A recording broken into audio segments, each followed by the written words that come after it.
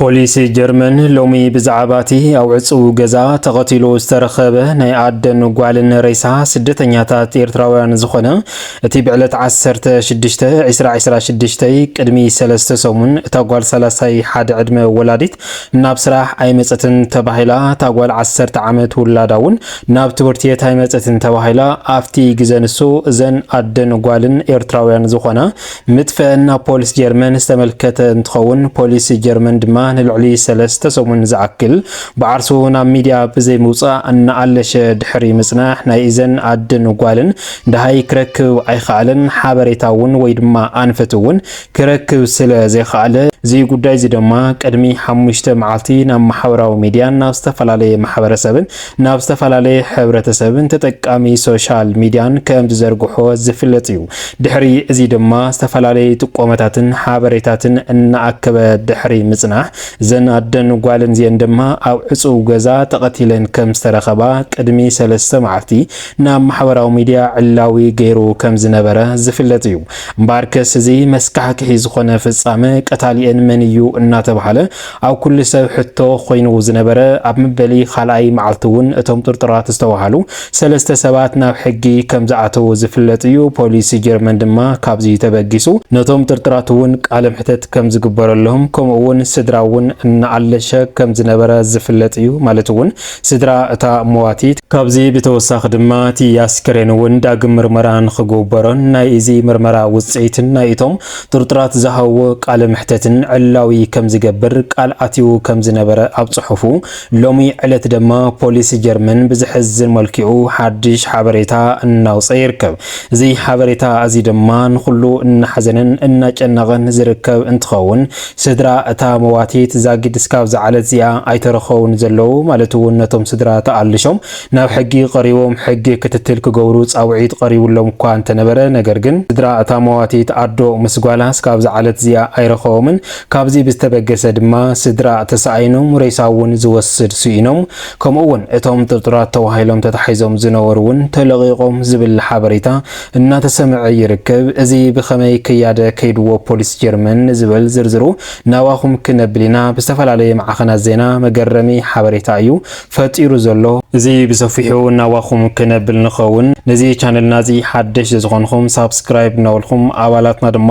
ላይክ ሸር ናበልኩም መደብና እስካብ መወዳእታ ሓቢርኩም ናጽንሑ። ሎሚ እናተሰምዐ ዝርከብ ምሕዘኒ ዝኾነ ሓበሬታ ካብ ፖሊስ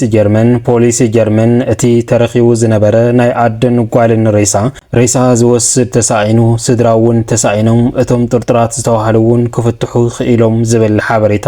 ብዝተፈላለየ ማዕኸናት ዜና እናተዘርግሐ ዝርከብ እንትኸውን ማለት እውን እዚ ፍጻመ እዚ እታ ኣዶ ምስ ጓላ ብዕለት 16/2026 ዳህያ ተሳኢና ተባሂላ ፖሊስ ጀርመን ድማ እዚ ጉዳይ እዚ ብውሽጢ እናኣለሸ ድሕሪ ምጽናሕ ከም ዝፍለጥ ቅድሚ 5 መዓልቲ ናብ ማሕበራዊ ሚድያ ከም ዝዘርግሖ ዝፍለጥ እዩ።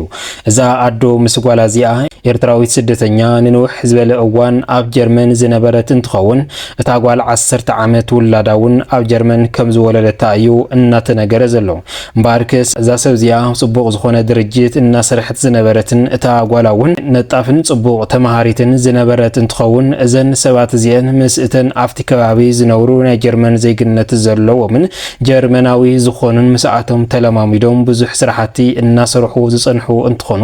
ነገር ግን እዛ ጓል 31 ዕድመ ወላዲት ምስ ጓል 10 ዓመት ውላዳ ብዕለት 16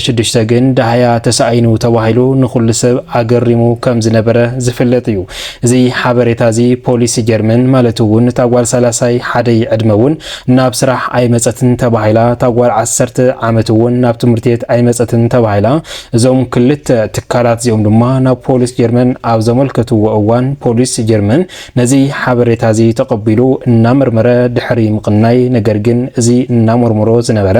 ወይ ድማ እናኸይዶ ዝነበረ ክያደ ውፅኢታዊ ኮይኑ ክረኽቦ ስለ ዘይከኣለ ዝተፈላለየ ሓበሬታን መረዳእታን ንምርካብ ተባሂሉ ናብ ሚድያ ከም ዝዘርግሖ ዝፍለጥ እዩ። ድሕሪ እዚ ድማ ዝተፈላለዩ ጥቆመታትን ሓበሬታትን ምስክርነትን እናተቀበለ ድሕሪ ምጽናሕ እዛ ኣዶ ምስ ጓላ ዝኾነት ኤርትራዊ ስደተኛ ኣብቲ እትነብረሉ ከተማ በርሊን ጥቃ ባሕሪ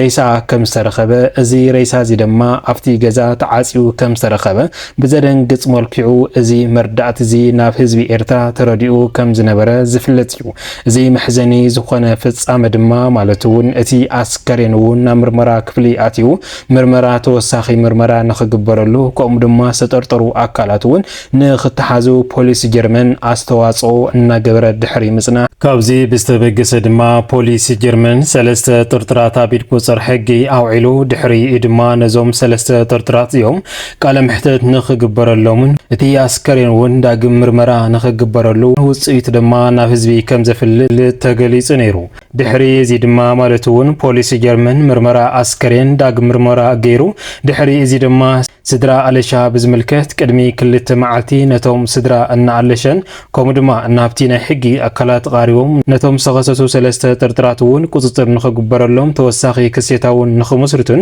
ከምኡውን እቲ ሬሳ ንኽርከውን ሓበሬታ እናቕረበ ዝነበረ ምዃኑ ዝፍለጥ ኮይኑ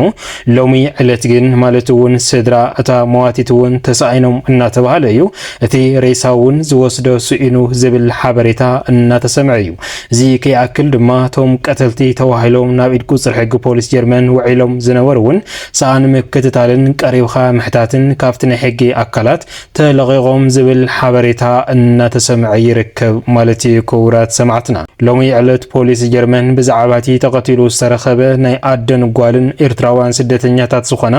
ኣመልኪቱ ዝሃወ ጽሑፍ እኳ እንተሃለየ እቲ ሬሳ ክወስዶ ዝኽእል ሰብ ከም ዝሰኣነ ነቶም ጥርጥራት እውን ዝከታተሎም ሰብ ስለ ዝተሰኣነ እዞም ጥርጥራት እውን ካብቲ ናይ ሕጊ ኣካላት ንኽፍትሑ ተወሲኑሎም ኣሎ እቲ ሬሳ እውን ስድራ ክወሃቡ ተባሂሉ ዝነበረ ኣብዚ ሕዚ እዋን ስድራ ወይ ድማ ኣነ ቤተሰብኣየ ዝብል ሰብ ተሳኢኑ ሬሳ ድማ ኣብዚ ሕዚ ሰዓት ናብ መን ከም ዝርከብ ኣቸጋሪ ኩነታት ገጢሙ ይርከብ ማለት እዩ ክቡራት ሰማዕትና እዚ መስካሕክሕን መደንገፅን ዝኾነ ሓበሬታ ዝተፈላለየ ኣብቲ ተጠቀምቲ ማሕበራዊ ሚድያ ቅድሚ ሕዚ እዛ ሰበይቲ እዚኣ ወይ ድማ ኣዶ ምስ ጓላ ጠፊኣ ኣብ ዝተባሃለትሉ እዋን ናብ ዓዲ እንግሊዝ ኸይዳ ክትኸውን ትኽእል እያ እናተባሃለ ጥርጣሬ እናሓደረ ከም ዝነበረ ዝፍለጥ እዩ ምክንያቱ በቲ ኣብዚ ሕዚ እዋን መንግስቲ ጀርመን ዘውፅአሎ ዘሎ ሕጊ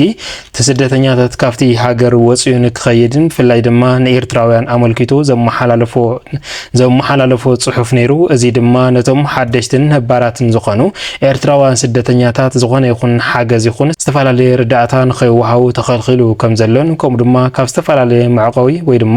መእከብ ስደተኛታት ዝነበረ እውን እናተዓፀወ ዘሎን ናብ ሃገሮ እውን ንኽምለሱ እናገበረ ስለ ዘሎ ካብዚ ብዝተበገሰ ድማ እዛ ምጥፋእ ኣዶ ምስ ጓላ ካብቲ ብዙሕ ሰብ ዝሃቦ ዝነበረ ርእይቶ እዛ ሰብ እዚኣ ብሂወታ ኣላ እያ ኣብ ዓዲ እንግሊዝ ኸይዳ ክትኸውን እያ እናተባሃለ እዚ ነገር እዚ ግን ብሕማቕ ዝኾነ ፍጻመ ተፈጺሙ ተቐቲላ ኣብ ገዛ እያ ተዓፂዋ ተረኺባ ማለት እዩ ክቡራት ሰማዕትና እምበኣርክስ ሎሚ ዝወናዮም ዝርዝር ሓበሬታና እዚኦም ይመስሉ ነይሮም እስካብ መወዳእታ ሓቢርኩም ናፀናሕኩም ካብ ልቢ እናመስገና ኣብ ዝቕፅል መደባትና እስካብ ንራኸብ ሰላም ሰናይ ጻንሕቲ ይጎረልኩም